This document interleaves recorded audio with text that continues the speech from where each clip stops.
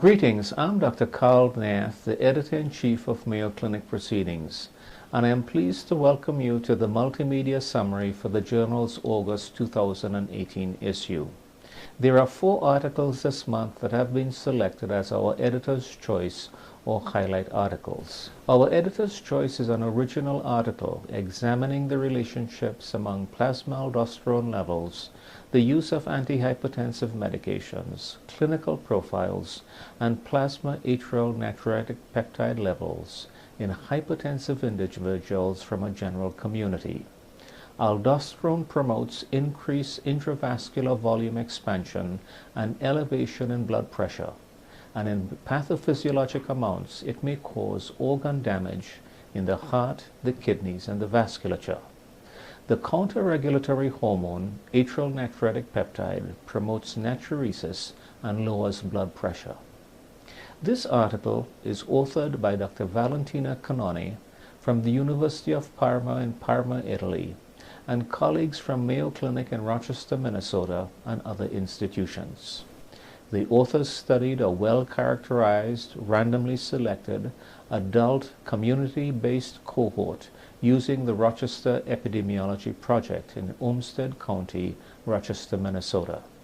The cohort consisted of individuals 45 years and older at risk for cardiovascular, kidney, and metabolic diseases, and comprised 1,550 subjects seen between August 1997 and September 2000. All subjects had plasma aldosterone and atrial natriuretic peptide levels measured, and their use of antihypertensive medications were clearly documented. Of the 1,550 subjects, approximately 2/3 were normotensive and 1/3 hypertensive. Hypertensive subjects were older and had higher plasma atrial natriuretic peptide and aldosterone levels as compared those without hypertension. Aldosterone levels progressively increased as the number of antihypertensive medications increased. In hypertensive participants, the mean systolic blood pressure was above 120 millimeters of mercury, systolic blood pressure, the new hypertension threshold based on the systolic blood pressure intervention trial, the SPRINT trial. Importantly, the use of an increasing numbers of antihypertensive medications was associated with an increase in atrial natriuretic peptide level, higher body mass index, lower HDL cholesterol level, higher triglyceride level, lower glomerular filtration rate, and higher insulin and glucose levels. The number of antihypertensive medications was also associated with increased prevalence of obesity, chronic kidney disease, diabetes mellitus, cardiovascular diseases, and the use of lipid-lowering agents. The most commonly used antihypertensive agents were diuretics, and the most common combination was diuretics and a beta blocker. Only 6 participants were taking mineralocorticoid receptor antagonist. These findings have several important implications in human hypertension. The study showed elevation of circulating aldosterone levels in hypertensive individuals randomly selected from the general population, and, importantly, that this elevation is progressively higher with increasing numbers of antihypertensive medications. The prevalence of cardiovascular, renal, and metabolic disease was highest in hypertensive participants with the highest levels of aldosterone. Moreover, in the hypertension group, greater aldosterone levels were associated with lower circulating atrial natriuretic peptide levels. The authors conclude that additional studies are warranted to examine further the significance of plasma aldosterone and atrial natriuretic peptide levels in human hypertension, and to define whether antagonizing aldosterone and or compensating for the relative deficiency of atrial natriuretic peptide may be effective strategies in the treatment of hypertension. The article is accompanied by an editorial by Dr. Giovanni D'Avogusto and colleagues from Vanderbilt University in Nashville, Tennessee. These authors broadly discuss the contribution of the studies by Canone and colleagues to the field of hypertension, the latter representing one of the most common chronic diseases worldwide. As emphasized by D'Augusto et al., the studies of Canone et al. Support the notion that antihypertensive therapies may be selected to target the major pathophysiologic change driving elevation in blood pressure, specifically the use of mineralocorticoid receptor antagonists in patients with high aldosterone levels, and the use of agents that either elevate levels of or promote the effects of atrial natriuretic peptide in patients with relative deficiency of atrial natriuretic peptide. Our first highlight is an original article that examined whether the level of kidney function and its rate of decline in the immediate pre-dialysis period among veterans transitioning to end-stage kidney disease associate with post-dialysis mortality and hospitalization. It is authored by Ms. Melissa Suhu and colleagues from the University of California, Irvine Medical Center, California, and other national institutions. More than 120,000 persons transition to end-stage renal disease each year in the United States and are managed mainly by hemodialysis. Mortality rates for dialysis patients are especially high in the first few months after initiation of hemodialysis. Dialysis is generally initiated when chronic kidney disease has progressed to stage 5, the latter defined by a glomerular filtration rate less than 15 mL per minute. However, there is considerable variability regarding the timing of the initiation of hemodialysis, as the decision is made not just on the reduced glomerular filtration rate below 15 mL per minute, but also on clinical symptoms and findings, comorbidities, and relevant laboratory tests. This study examined whether there is an association between outcomes for veterans who transition to end-stage kidney disease and the level of glomerular filtration rate and the rate of loss of kidney function just prior to such transition to dialysis. Suhu et al. Retrospectively analyzed data from the transition of care in the CKD study, which investigated veterans transitioning to end-stage kidney disease between October 2007 and March 2014. The source population comprised more than 85,000 veterans identified from the USRDS database, and following the exclusion of patients with missing data, data from approximately 20,000 patients were analyzed. The mean age of the cohort was 66 years, and the cohort included 2% females and 34% Black Americans. The median estimated glomerular filtration rate at transition and the slope for the decline in kidney function were approximately 10 mL per minute and 11 mL per minute per year respectively. 26% of patients transitioned to end-stage renal disease with a low estimated glomerular filtration rate and a slow slope, and were more likely to have pre-renal end-stage renal disease nephrology and dietitian care, and had a lower prevalence of diabetes, depression, and chronic obstructive pulmonary disease. The presence of congestive heart failure consistently had the highest odds of transitioning with a high estimated glomerular filtration rate across all models.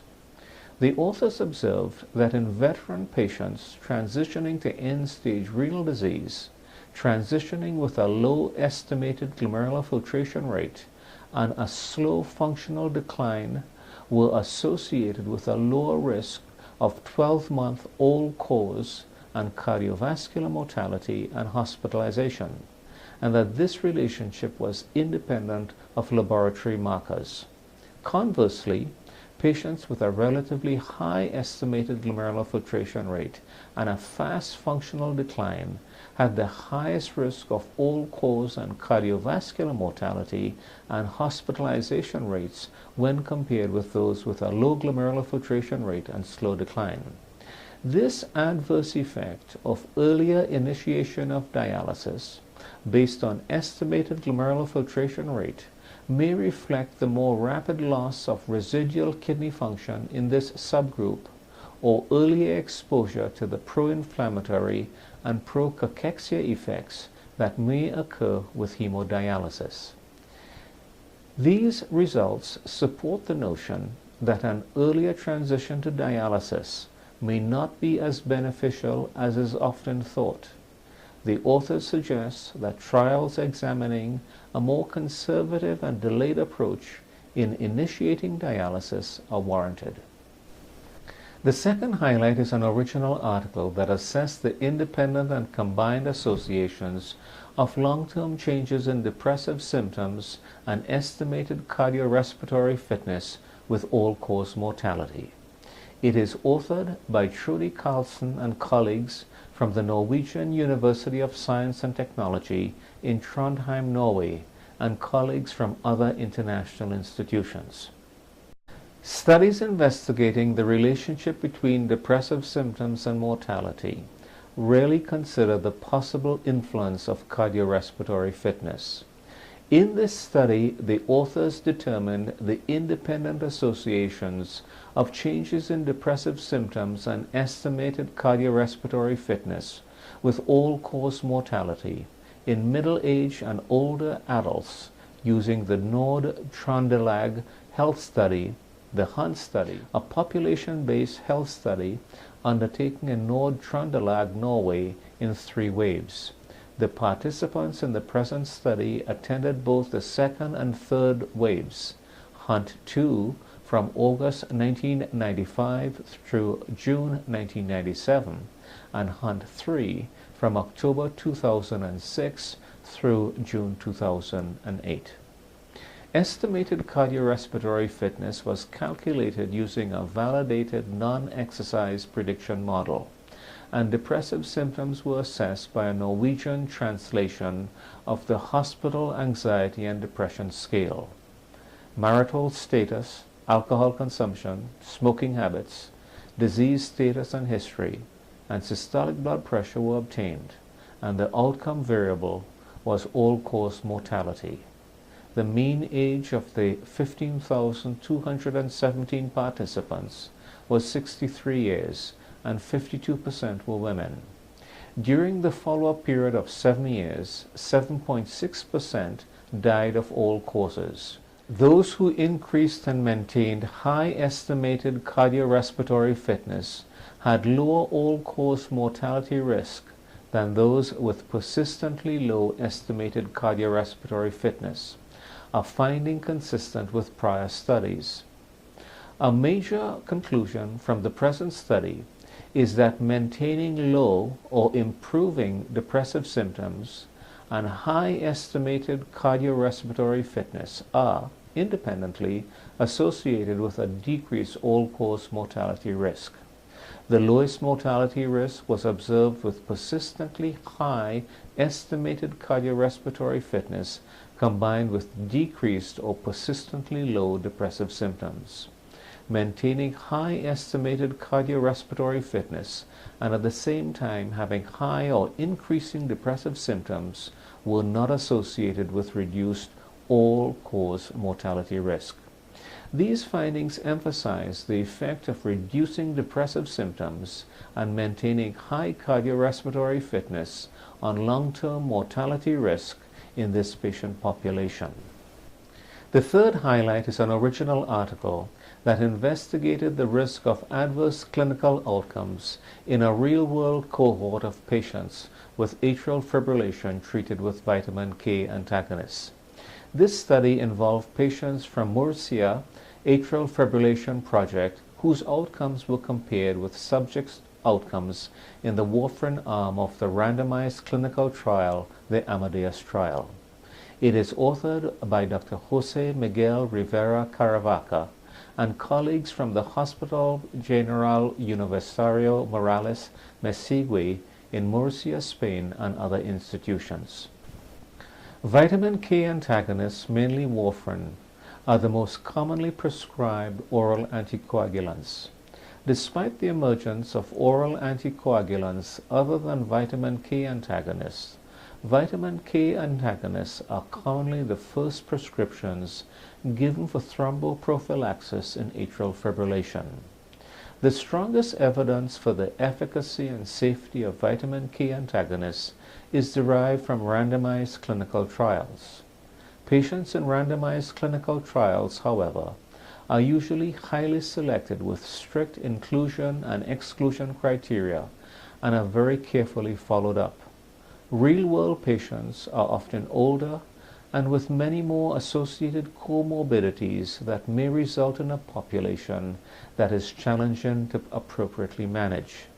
Indeed, in historical randomized clinical trials, less than 10% of patients screened were eventually randomized to study treatments. This has raised questions regarding the translatability of data from randomized clinical trials to everyday clinical practice. In the present study, the authors used propensity score matching to investigate the incidence and risk of adverse clinical outcomes in a real-world cohort of patients.